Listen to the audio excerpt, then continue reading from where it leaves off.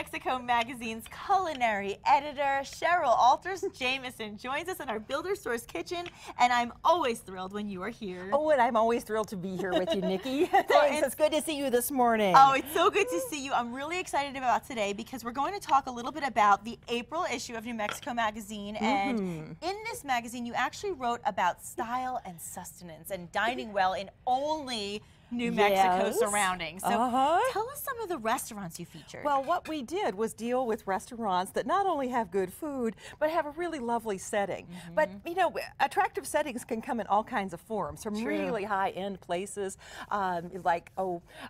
we have featured Terra, which is the restaurant that's up at Rancho Encantado, Santa Fe, Four Seasons, Rancho Encantado, Santa Fe, you know, just outside of town in Tesuque. And it's just a beautiful contemporary environment. But they've been very careful about not making it too fancy because the scenery, the beautiful views across the Rio Grande Valley into the Jemez Mountains are what is the most important part there. So it's so much about atmosphere, not to mention great food. What about Artavino? You mentioned Artavino. Artavino's is a wonderful place down in Sunland Park, which is kind of outside of Las Cruces, in this little kind of nook or crook there between Old Mexico, New Mexico, and Texas. And it's a place that has a wonderful sort of Italian ranch house atmosphere to it. How fun. Interesting old buildings, wonderful old character to it. And I love how it's only in New Mexico. There's also La Plazuela? Yes, which is the beautiful central courtyard area of the La Fonda Hotel in Santa Fe.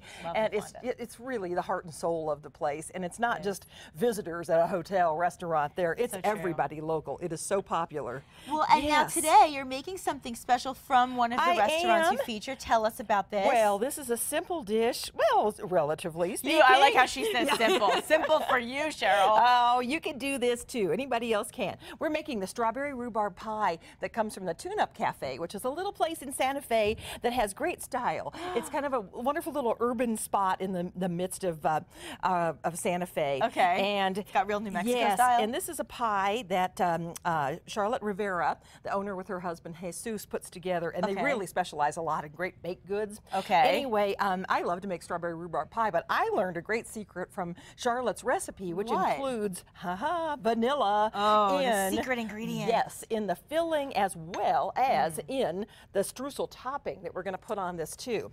So we have, with the pie crust, you want to have it cold. And we're kind of pushing that this morning because, as you know, the stove is hot here. So the pie crust is wilting a little bit. But you want it cold. Yes. And you put it together. It's easy to do in the food processor. It really doesn't take much time that way, just a few pulses. And you don't want to overwork it. I think that's one of the problems, because then it starts to get tough. So just enough to pull it together with the sugar, the flour and the butter. And this one does have some lard in the crust, which makes it ultra flaky. Yummy. We'll just work out a little harder. Yes, right. Anyway, so then you want it chilled, and then you roll it out when it's still fairly cold. So that's the tip. So we've got our pie pan here, and now do you get fresh strawberries? What do you usually do? This has a combination of fresh strawberries, and because it's just a little bit early still around northern New Mexico for fresh rhubarb. I mean, I just have little stubs that are starting to come up in my garden. Oh, it looks so yummy though. And you want to kind of pile it up there in the center. And you want to add the juice, right? Yes.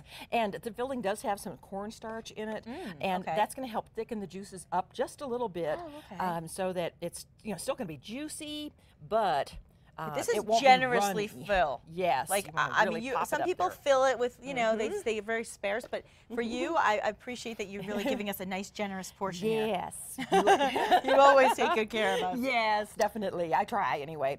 Okay, so with the Tune-Up Cafe pie, you take a streusel mixture, and this is almost like pie crust, but you don't have to mess with rolling it out. It's just a crumble that you can again do in the food processor. Is that going to get real crispy too? It is. Yes. In fact, we have one finished over here that already has that nice crispy brown top to it. So this just covers up the fruit. This was the one thing that literally stood out to me when I was reading this month's magazine. I saw the strawberry rhubarb pie and I thought, oh, I hope Cheryl makes this for us. So that's it. You just crumble it up. Yes.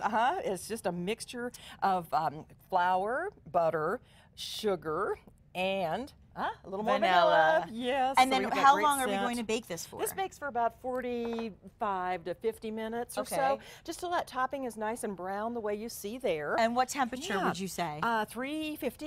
350 should be good for it. Okay. And there you go. And how do you know it's done? Is there like a trick?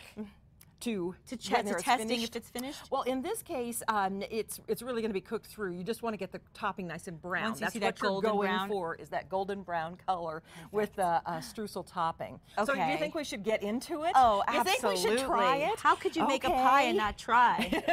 I always say try the pie. Yeah. Okay, so let's go. I'll let you cut it because you're the master. All right, I'm going to put this, slide this over here. And in the meantime, I just want to remind all of our viewers that you can find this recipe as well as many other delicious recipes from Cheryl by looking at New Mexico Magazine. And every month we have these wonderful features, but this month is going to feature this delicious, delectable strawberry rhubarb pie. And the details on how you can subscribe to the magazine are on the screen. And now, for the moment we've all been waiting for, at least I've been waiting for. This is a little scary doing this on camera because the first piece of pie usually comes out kind of unattractive, but it doesn't mean it doesn't taste fabulous. It all goes in the same place, doesn't it?